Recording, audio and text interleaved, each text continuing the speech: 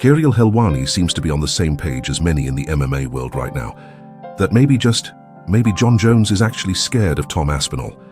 Helwani points out a very telling timeline after dominating Stipe. Jones could have walked away from the sport on top, yet he said he still had more to give, that his career wasn't done.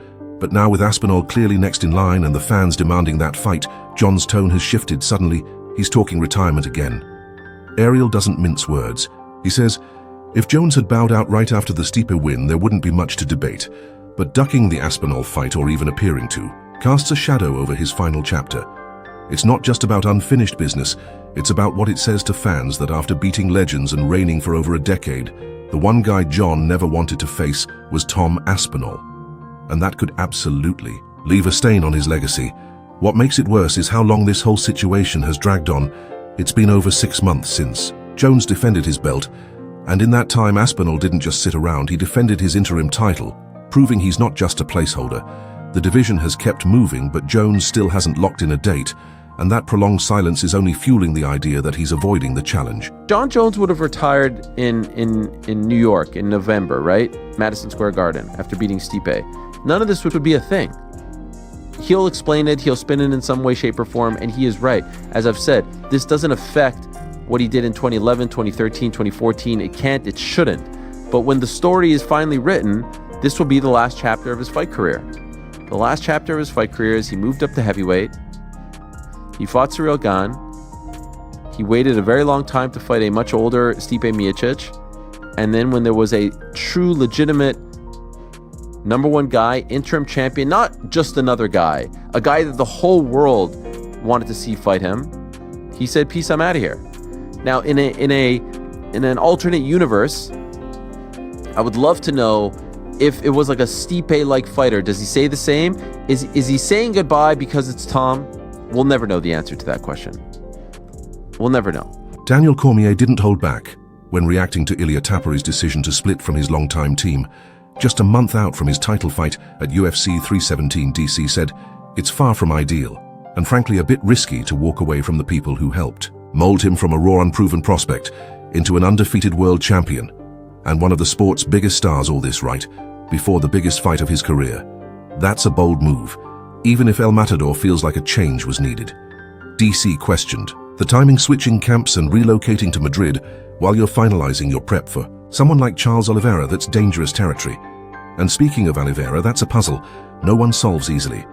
Topuria may have the momentum, the confidence and the skills, but Charles has seen it all. Former champ, most finishes in UFC history, and dangerous everywhere the fight goes on paper. It's fireworks, Ilia's crisp boxing and pressure versus Avra's dynamic striking and lethal submissions. UFC 317 isn't just another title fight, it's a chance for Topuria to capture the second belt. But with camp changes looming large, the question is, will that decision sharpen him or haunt? He and his team are kind of going in separate directions just because of the schedule. They said it's no bad blood. I really don't know how at this point, a month before what will be your opportunity to win a second title, how much effect that will have on Team Topuria.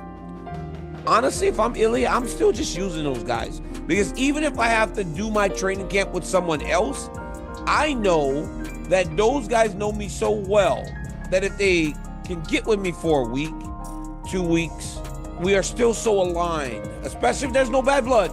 We're still so aligned that we will get through the fight and we will still be able to coexist. Not only coexist, but also we gel, right? This is a team that got this guy from a young man to being 16-0 or 17-0 UFC champion, beating two of the greatest featherweights of all time. To have that familiarity is very important to an athlete. Cejudo just revealed shocking details of the infamous brawl between Kamaru Usman and Belal Muhammad. During their heated podcast up until now, the only thing we knew was that there had been some sort of altercation, but now we know a lot more. Henry revealed who swung first, who got slapped, and how many people were involved, every bit of it.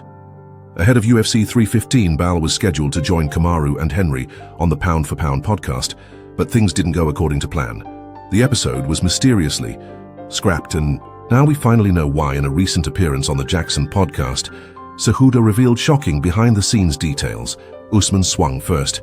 It wasn't just a heated argument, it turned physical. According to Triple C, a full-on fistfight broke out. Between the two former champions right there on set, Henry said he tried to play peacemaker, stuck between the two as tensions exploded, and now the rivalry is more real than ever. Mann had already warned that if he saw Bal in Montreal earlier this month, there would be trouble. Now we know that wasn't just talk. The bad blood is very real and it's personal. There was already drama like coming in, so once they came in, and then I was kind of like the mediator there, like, hey, what's up, Belal? What do you think of Kamaru? Kamaru, what do you think of Belal? And then shit just started kind of escalating, you know what I'm saying? So then all of a sudden, I think Kamaru said it's on site, and then Belal said, well, it's on site, what's up? And then Kamaru gets up, and then so legit, there's a scuffle there. Dude, I was in the middle. I had a fucking sprained ankle. I was trying to help like the whole production crew, like everybody kind of started coming in. Kamaru started it, but I could see why. There was about a good maybe 8 people there. Like 4 was trying to get on Belal, and then but the hands were thrown. Was Ali there? Slaps were given. Was Ali there? The manager? He wasn't. He's a good dude. Yeah, no, Ali would have checked both. Bro, it's a wild scene when 2 MMA fighters like fighting like no rules, like just out of anger. Wayne Buckley believes June 14th is his moment to break through. He's set to face former champ Kamaru Usman at UFC Atlanta. And in his eyes, a dominant win over one of the greatest welterweights in UFC history is the only stamp he needs to punch. His ticket to a title shot. Buckley's not blind to the chaos at 170. In a recent interview with Perry Punch, he broke it down clearly. It's a 3-man race. Sean Brady just choked out Leon Edwards in stunning fashion. Ian Gary made waves against Carlos Prates. Now it's Buckley's turn to leave his mark, and he's coming in with heat, riding a 6-fight win streak. That includes violent statement wins over Stephen Thompson, Vicente Luque, and most recently a controversial doctor stoppage TKO against Colby Covington.